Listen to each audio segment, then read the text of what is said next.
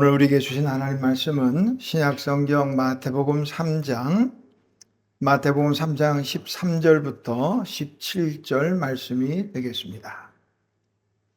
마태복음 신약성경 제가 책으로 4페이지입니다. 마태복음 3장 13절부터 17절 말씀. 찾으신 줄 알고 하나님의 기록된 계시의 말씀을 제가 봉독하겠습니다. 하나님의 말씀을 경청하시기 바랍니다. 이때에 예수께서 갈릴리로부터 요단강에 이르러 요한에게 세례를 받으려 하시니 요한이 말려 이르되 내가 당신에게서 세례를 받아야 할 터인데 당신이 내게로 오시나이까? 예수께서 대답하여 이르시되 이제 허락하라.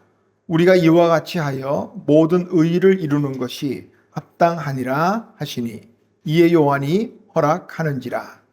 예수께서 세례를 받으시고 곧 물에서 올라오실새 하늘이 열리고 하나님의 성령이 비둘기같이 내려 자기 위에 임하심을 보시더니 하늘로부터 소리가 있어 말씀하시되 이는 내 사랑하는 아들이요 내 기뻐하는 자라 하시니라.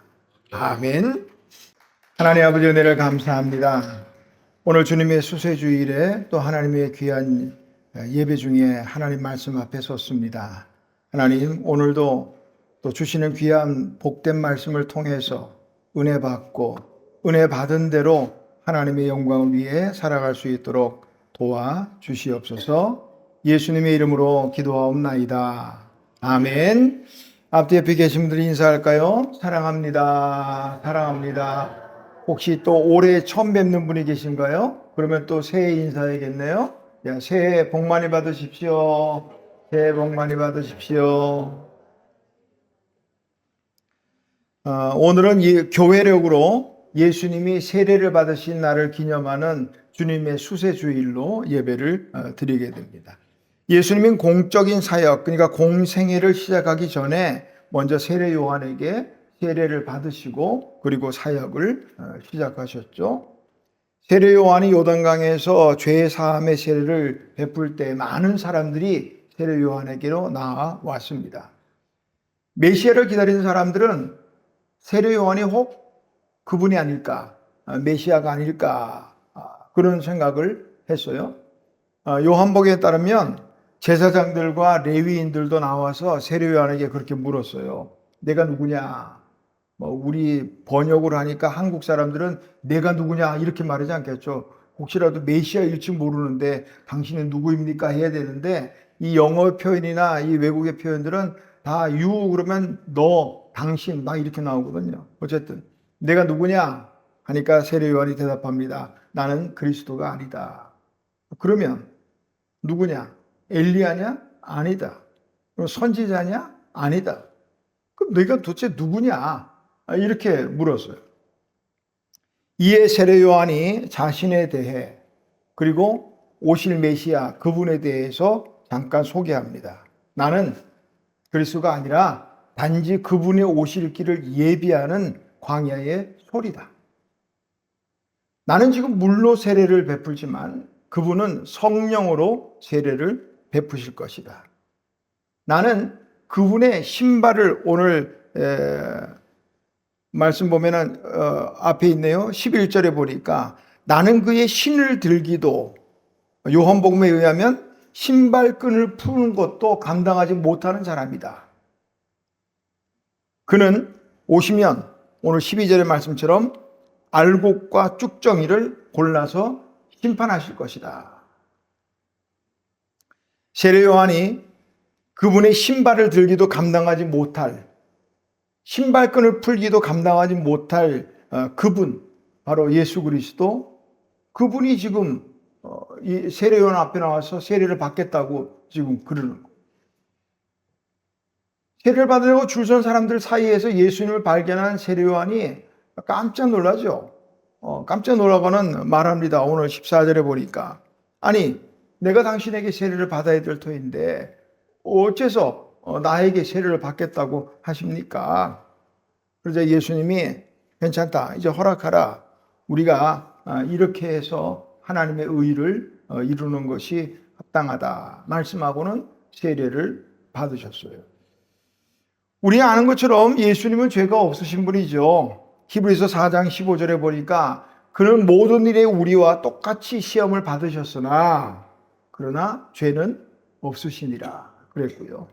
고린도후서 5장 21절에서 사도 바울은 그렇게 말합니다. 하나님이 죄를 알지도 못하신 이를 우리를 대신하여 죄로 삼으신 것은, 예수님은 죄를 모르시는, 근데 죄사함의 세례를 받았다. 지금 세례요한이 베푸는 이 세례는 죄사함의 세례거든요. 왜 예수님이 이 죄사함의 세례를, 죄가 없으신 분이 죄사함의 세례를 받으셨을까? 유대인들의 그 율법의 정결 율법이라고 나오는 그 책에 보면은 그곳에 세례를 받으러 온 사람들은 일반 서민들로 전부 다 부정한 사람들이야. 예수님은 부정하지 않거든요. 죄가 없으신 분이거든요.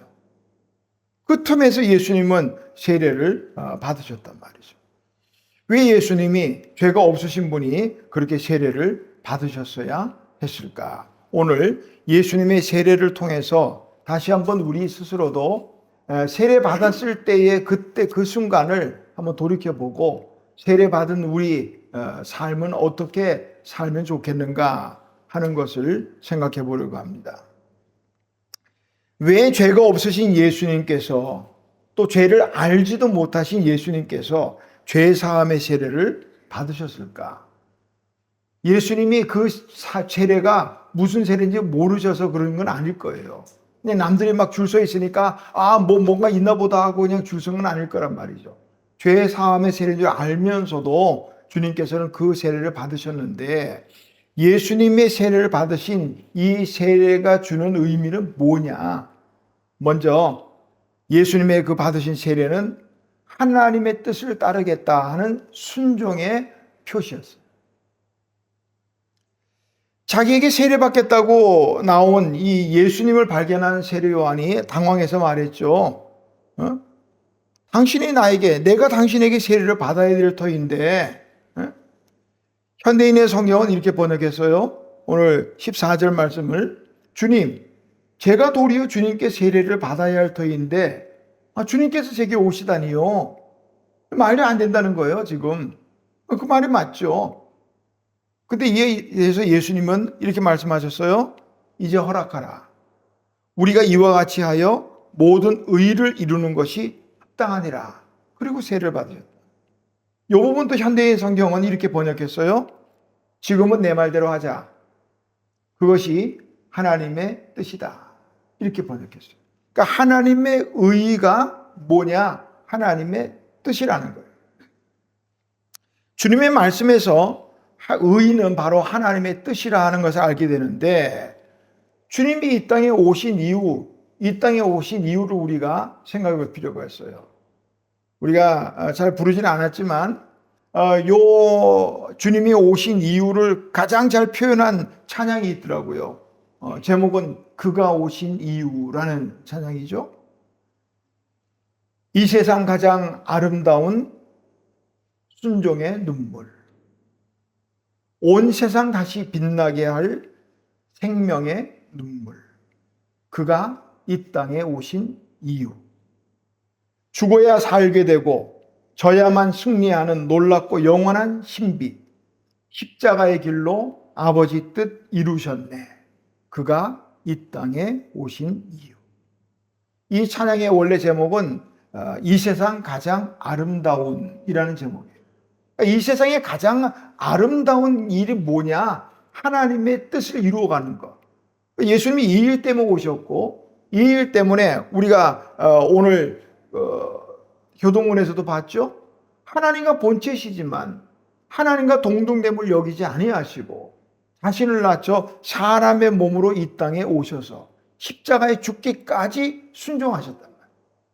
이 가장 아름다운 이야기란 말이에요.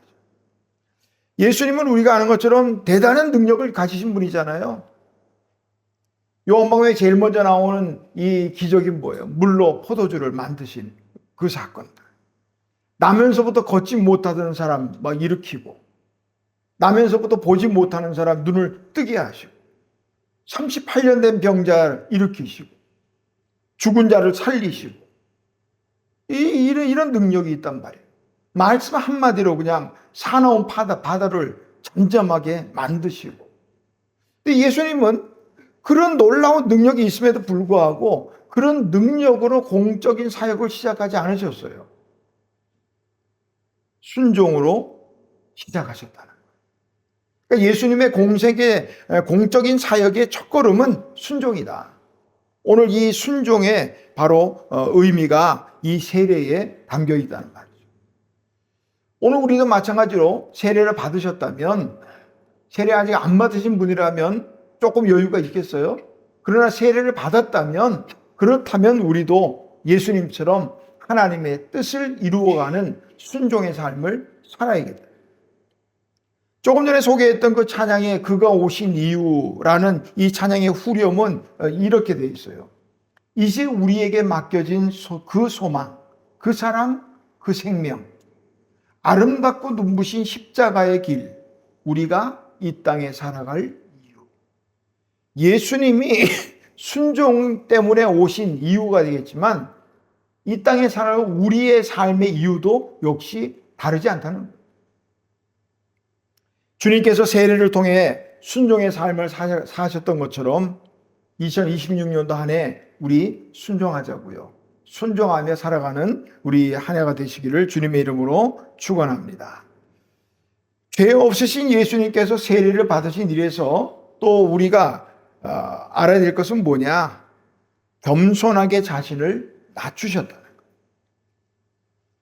세례 요한이 말했던 것처럼 나는 그러니까 예수님의 신발끈을 푸는 것도 감당하지 못하겠다. 그에게 예수님은 기꺼이 머리를 숙이시고 세례를 받으셨다는 거예요. 예수님의 공생애의 첫 번째 걸음이 순종이라면 두 번째 걸음은 겸손이 아닐까 싶어요. 겸손한 삶. 우리가 수도 없이 들어온 말 중에 하나가 뭐냐면 하나님은 사람을 통해 일하신다는 거죠. 하나님 말씀 한마디로 천지를 만드실 수 있어요. 만드셨고요. 그럼에도 불구하고 하나님은 모든 일을 하나님이 말씀으로 다 하지 않으셔요. 사람을 통해 그때마다 사람을 세우시고 그를 통해 일하셔요. 근데 중요한 것은 어떤 사람을 통해 일하시는가? 겸손한 사람. 하나님 앞에 자신을 한껏 낮추고 겸손한 그런 사람을 통해 일하시는 거예요. 내가 다 할 수 있다. 자신이 한껏 높아진 사람을 통해서는 일하지 않으셔요. 말씀에 나오잖아요. 하나님은 약한 자를 들어 강한 자를 부끄럽게 하시는. 약해도 괜찮아요. 가난해도 괜찮아요. 가난한 자를 들어 부한 자를 부끄럽게 하시고. 그죠? 약해도 가난해도 가진 것 없어도 배우지 못했어도 괜찮아요. 하나님 앞에 순종할 수 있는 그 마음이 있으면 하나님은 다 사용하신다고요. 겸손하게 자기를 낮추고 하나님, 저는 늘 그런 생각을 해요. 다들 뭐 그렇게 생각하시겠지만 하나님이 나에게 어떤 일을 맡기셨다. 하나님이 맡기셨다고 믿어진다면 그 다음부터는 내가 할 건 아니에요. 나를 누구보다 잘 아시는 분이잖아요. 그럼에도 불구하고 맡기셨다면 대책이 있겠죠. 뭐 내가 생각해도 나 정말 도저히 자신이 없는데 그럼에도 불구하고 하나님이 맡기셨다면 대책이 있으니까 맡겼겠죠. 예수님의 이 낮아지고 겸손한 이 모습은 일단 세례 받으신 그 장소를 통해서도 뭔가 상징적으로 나타나요. 13절에 보니까 예수님께서 세례 받으시러 어디로부터 왔냐면 갈릴리로부터 요단강에 이르러. 여기 요단강 예수님의 세례 받으셨다고 하는 예수님의 세례터는 사해에 인접해 있습니다. 사해에 예루살렘 근처에 있는 베다니라는 곳이거든요. 그곳은 갈릴리에서부터 약 100에서 120km 먼 거리가 있습니다. 그리고 사해에 인접해 있다는 말은 무슨 말이에요? 굉장히 낮은 지역이라는 얘기예요. 우리가 아는 것처럼 사해는 가장 낮은 바다입니다. 마이너스 400m 혹은 430m 정도 되는 낮은 지역, 베다니가 바로 거기에 위치해 있어요. 그러니까 이스라엘의 북쪽 단에서부터 요단강 물이 굴러 내려간다 이런 뜻이 있거든요. 물이 굴러서 사해까지 내려와요. 그 사해에 바로 못 미쳐서 베다니 예수님의 세례터가 있습니다. 낮은 곳으로 내려오셨다. 예수님의 생애는 전체적으로 볼 때 여러 가지 다른 게 표현할 수 있지만 낮아지는 삶이었다. 낮아지는 삶. 인간의 모습으로 오신 것 자체도 낮아진 거죠. 하나님이잖아요. 하나님이지만 하나님과 동등되게 하지 않으시고 사람 몸을 입고 이 땅에 오셨는데, 오실 때도 어떻게 오셨어요? 왕궁에서 오신 것이 아니라 마국간, 말구유에서 태어나셨어요. 제자들의 발을 직접 씻으시고, 예루살렘에 입성할 때도 겸손하게 나귀, 새끼, 어린 나귀를 타고 오셨고, 예수님의 사회생활 한번 보세요. 예수님은 상류층, 권세자, 이런 사람들과 사귀지 않았어요. 아마 그런 종교 지도층하고 사귀었다면 또 어떻게 달라졌을지 모르겠죠. 그러나 예수님은 그러지 않아요. 가난하고 약하고 연약한 보잘것없는 사람들, 죄인들. 예수님에 대한 별명이 하나 있어요. 마태복음 11장 19절에 보면 세리와 죄인들의 친구다. 세리와 죄인들. 대부분 사람들은 어떤 사람을 좋아해요? 사귄다면 또보다 한 끝발 하는 사람 아니겠어요? 좀 위치가 있는 사람, 또 유명한 사람, 이런 사람들 아니겠어요? 하다못해 유명한 연예인들 그냥 같이 찍은 사진 하나만 있어도 그거 대박이잖아요. 그런 사람들과 알다, 사귄다, 만난다, 요런 정도만 돼도요, 자기의 신분이 그냥 상승하지 않아요? 그러니까 그걸 좋아해요. 그러나 예수님은 그렇게 하지 않으셨어요. 겸손하셔서 죄인들과 함께 하시고, 또 가난한 자들과 병든 자들과, 그러니까 예수님의 주변에는 늘 그런 사람들이 많았잖아요. 예수님의 삶은 스스로도 그렇게 말씀하셨어요. 인자가 온 것은 섬김을 받으려 한 것이 아니다. 도리어 섬기려. 자기 목숨을 십자가의 대속물로 내어주려 왔다. 그리고 우리에게도 겸손을 요구하셔요. 나는 마음이 온유하고 겸손하니 나를 보고 배우라. 배우라. 예수님의 세례는 바로 그런 의미가 있다는 거예요. 오늘 우리가 세례 받았다면, 세례 받은 게 무슨 훈장은 아니잖아요. 세례 받았다면 세례 받은 데의 삶은 바로 예수님에게서 보듯이 낮아져요. 겸손하게. 나보다 남을 더 낮게 여기고. 영국의 침례교 목사이자 전도가인 프레드릭 마이어 목사님은요, 그런 말을 했어요. 자기가 한때는 하나님의 은혜의 선물이 하나님 나라 이 창고에 선반에 쭉 쌓여 있는데 다 위로 쌓인 줄 알았다는 거예요. 그래서 키가 크면, 이건 이제 상징적인 의미고, 높아지면 더 많은 하나님의 은혜를 그 선반에서 꺼내게 될 것으로 생각했다는 거예요. 근데 어느 순간 깨닫고 보니까 그게 아니더라는 거예요. 하나님의 은혜의 선반은 자꾸 낮아지는 데 있더라는 거예요. 낮아져야 돼. 그래야 은혜가 되더라. 그분의 말이니까 여러분이 믿든 말든 관계는 없어요. 어쨌든 하나님의 은혜는 낮고 겸손한 자에게 임하는 거예요. 하나님의 은혜가 아니면 제가 살 수 없습니다. 이런 자신의 낮아짐, 가난한 심령, 이런 심령에게 하나님의 은혜가 임하는 것이지, 이만하면 제가 살만합니다. 하나님 없어도 이렇게 되는 분들에게 어떤 은혜가 필요할까요? 하나님의 은혜를 넘치도록 받기를 원하시는데 2026년도 이를 위해서 더 낮아지는 우리 한 해가 되시기를 바랍니다. 예수님께서 세례를 받으시고 물에서 올라오시는데 오늘 오늘 16절에 보니까 하늘이 열리고 성령이 비둘기같이 내리시면서 하늘에 소리가 나네요. 이런 내 사랑하는 아들이요, 내 기뻐하는 자라. 내 사랑하는 아들이요. 요 원문으로 그대로 보면 그냥 사랑하는 아들, 사랑하는 자녀, 이게 아니에요. 가장 사랑하는 자녀, 가장 사랑하는 아들, 이런 의미가 됩니다. 또 아들이나 딸을 붙여서 말할 때는 외아들 혹은 독생자, 이런 뜻을 갖고 있어요. 그러니까 예수님은 하나님의 가장 사랑하는 하나밖에 없는 아들이다, 이런 말씀을 하고 있다. 오늘 우리가 세례받았다면 우리는 하나님의 사랑하는 자녀입니다. 가장 사랑하는 자녀입니다. 하나님의 아들, 하나님의 자녀가 된다는 것 참 멋진 일이잖아요. 얼마나 감사한 일이에요. 얼마나 감사한 일이에요. 주일학교 아이들 가운데 어떤 아이가 아주 열심히 하는 모습이 너무 예쁘니까 좀 나이 지긋한 권사님이 물었어요. 아이고, 참 예쁘기도 하다. 그래, 너 누구 아들이지? 근데 불행하다? 모르겠습니다. 그 아이의 부모는 교회를 나오지 않아요.